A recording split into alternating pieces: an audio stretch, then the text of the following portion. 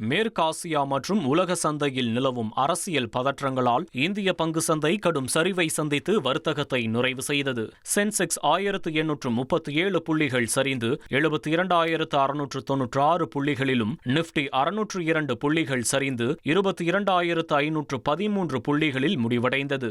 இந்த சரிவினால் ஒரே நாளில் முதலீட்டாளர்களுக்கு கிட்டத்தட்ட 15 லட்சம் கோடியும், மோதல் தொடங்கியதிலிருந்து சுமார் 50 லட்சம் கோடி ரூபாயும் இழப்பு ஏற்பட்டுள்ளதாக தகவல் வெளியாகியுள்ளது.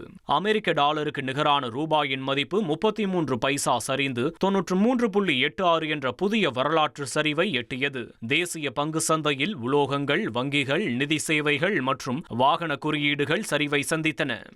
1,27,00,000 மனங்களை வென்ற தந்தி டிவி யூடியூப் சேனல். தவிர்க்க முடியாத தம்ப்நெயில்ஸ், கலக்கலான கான்டென்ட்ஸ். நீங்களும் இந்த குடும்பத்தில் இணைய இப்பவே சப்ஸ்கிரைப் பண்ணுங்க.